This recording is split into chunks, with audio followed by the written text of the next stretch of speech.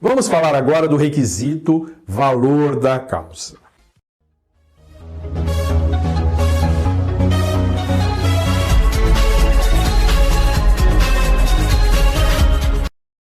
Quando a gente está elaborando uma petição inicial, é normal, tomamos muito cuidado em endereçar a petição ao juízo competente, procuramos explicar direitinho tudo o que aconteceu e buscamos fazer os pedidos compatíveis com tudo isso.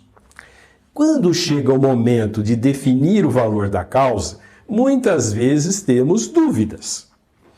Ou porque a ação que pretendemos ingressar não tem um valor definido, como por exemplo um divórcio, onde não há discussão de bens ou filhos, ou porque queremos ingressar com uma ação de valor muito alto, como um pedido de indenização por danos morais, por exemplo.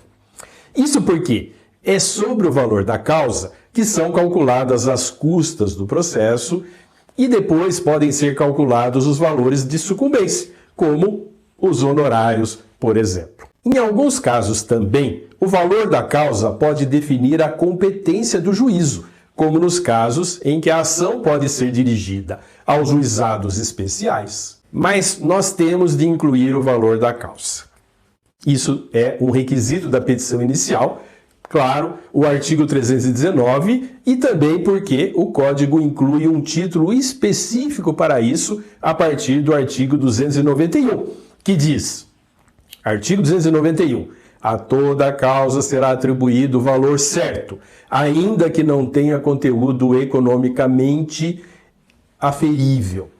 Como saber o valor da causa?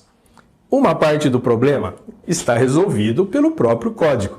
No artigo 292, ele define vários parâmetros para isso.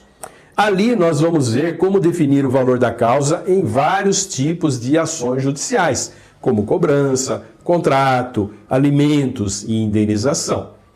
No mesmo artigo, encontramos os parâmetros para os pedidos cumulativos, os pedidos alternativos e os pedidos subsidiários, como nós falamos na aula anterior.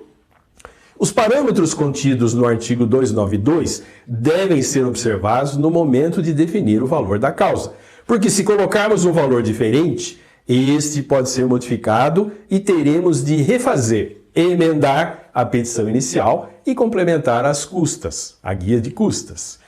Esta previsão está contida no parágrafo 3º do mesmo artigo. O juiz corrigirá de ofício e por arbitramento o valor da causa quando verificar que não corresponde ao conteúdo patrimonial em discussão ou ao proveito econômico perseguido pelo autor, caso em que se procederá ao recolhimento das custas correspondentes.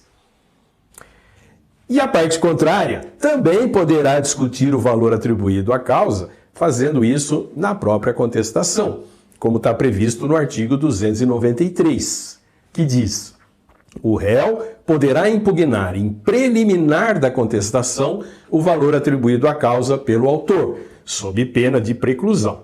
O juiz decidirá a respeito, impondo, se for o caso, a complementação das custas.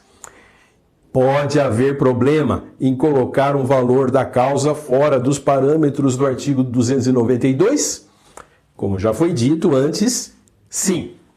Se não forem utilizados os critérios legais de fixação, o juiz poderá corrigir de ofício, ou a parte contrária poderá impugnar, e em qualquer caso, a petição deverá ser emendada e as custas complementadas.